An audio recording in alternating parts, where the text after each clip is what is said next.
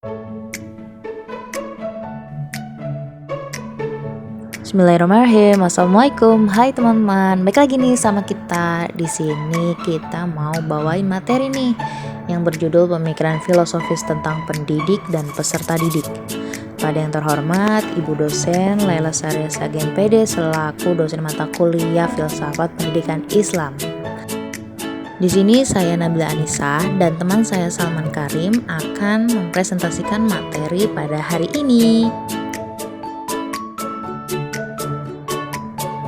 Pendidikan merupakan kebutuhan manusia. Pendidikan selalu mengalami perubahan, perkembangan dan perbaikan sesuai dengan perkembangan di segala bidang kehidupan.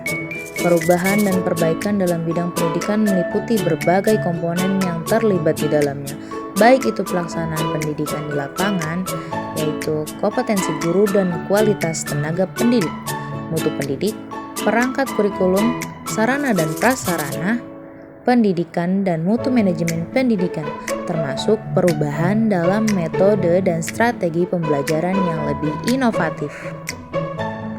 Pendidik adalah orang dewasa yang membimbing anak agar si anak tersebut bisa menuju ke arah kedewasaan.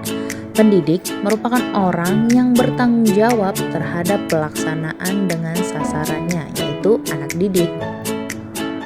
Para pendidik harus orang-orang yang ikhlas mengabdikan dirinya untuk kepentingan generasi muda atau generasi yang akan datang.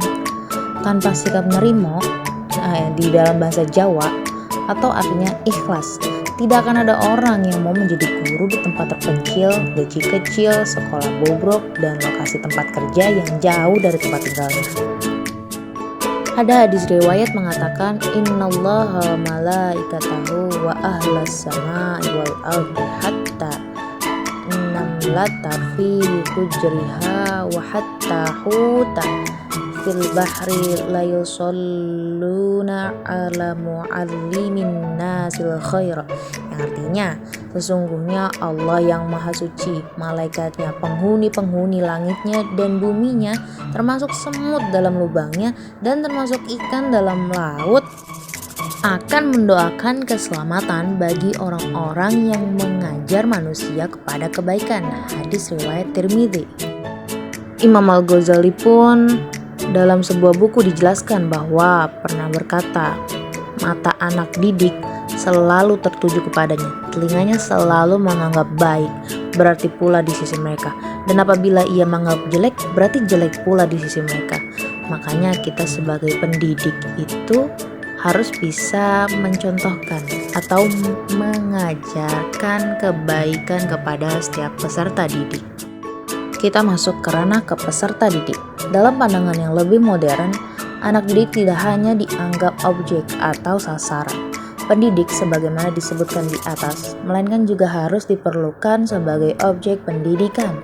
Hal ini antara lain dilakukan dengan cara melibatkan mereka dalam memecahkan masalah dalam proses belajar mengajar. Jadi adanya peserta didik itu kita ajak untuk mencari tujuan bagaimana bisa memecahkan tiap-tiap masalah agar mereka bisa menghadapi di kemudian hari. Dalam bahasa Arab dikenal 3 istilah yang sering digunakan untuk menunjukkan pada anak didik kita. Yang pertama ada tilmidun, pada sekolahan yang tingkatannya rendah seperti sekolah dasar.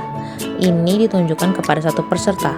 Lalu ada talamid, yaitu jamaknya sama seperti yang tilmid. Lalu ada thalibal ilm. Nah, ini biasanya itu dipanggil yang anak-anak perguruan tinggi. Jadi ada 3 penyebutan untuk peserta didik. Imam Syafi'i said, aku mengadukan masalahku kepada guruku bernama Wakil karena kesulitan dalam mendapatkan ilmu atau sulit menghafal. Guru itu menasihatiku agar menjauhi perbuatan maksiat. Ia lebih lanjut mengatakan bahwa ilmu itu cahaya dan cahaya Allah itu tidak akan diberikan kepada orang yang berbuat maksiat. Ungkapan di atas mengisyaratkan bahwa ilmu itu hakikatnya cahaya dari Allah dan hak itu hanya diberikan kepada hambanya yang taat kepadanya. Jadi sebagai kita peserta didik pun harus dekat dengan Allah agar selalu diberi cahaya ilmu. Dan menjadi pendidik pula harus selalu mengarahkan peserta didik kepada jalan yang benar agar ilmu yang dipelajari bisa bermanfaat bagi dirinya maupun di sekitarnya. Beberapa poin penting dalam hakikat peserta didik dalam konteks pendidikan Islam meliputi yaitu ciptaan Allah. Peserta didik itu dipandang sebagai makhluk ciptaan Allah. Mereka adalah bagian dari ciptaan Allah yang paling sempurna. Kemampuan belajar. Setiap individu memiliki kemampuan untuk belajar dan mengembangkan pengetahuan, keterampilan, dan karakter. Lalu ada akhlak dan moralitas. Pendidikan Islam menekankan pembentukan akhlak yang baik dan moralitas yang kuat. Peserta didik diajarkan untuk mengembangkan nilai-nilai Islam seperti kejujuran, keadilan, kasih sayang, dan etika yang baik. Lalu yang terakhir ada keseimbangan antara dunia dan akhirat. Pendidikan Islam mengajarkan keseimbangan antara kehidupan dunia dan kehidupan akhirat. Hubungan pendidik dengan peserta didik. Yang pertama, sebagai pelindung. Sebagai pendidik itu harus menjaga peserta didiknya. Yang kedua, menciptakan perasaan bersatu, di mana sebagai pendidik pula harus bisa mengayomi peserta didiknya. Yang ketiga, menjadi teladan.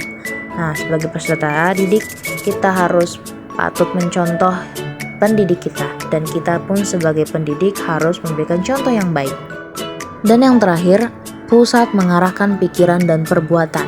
Sebagai pendidik, kita harus bisa mengarahkan pemikiran-pemikiran peserta didik kita menuju jalan yang baik dan perbuatan-perbuatan yang baik. Udah di penghujung nih dari semua yang tadi saya paparkan. Intinya, hubungan pendidik dan peserta didik itu saling memberi peran yang tidak dapat dipisahkan. Tugas pendidik adalah membantu peserta didik agar mampu melakukan adaptasi terhadap diri dan berbagai tantangan kehidupannya. Sedangkan, peran pendidik adalah sebagai pemimpin dan pelaksana pendidikan dalam suatu masyarakat dan sekaligus sebagai anggota masyarakat. Sehingga dengan demikian dituntut guru atau pendidik dalam meningkatkan tugas dan perannya. Ada yang ingin ditanyakan? Thank you.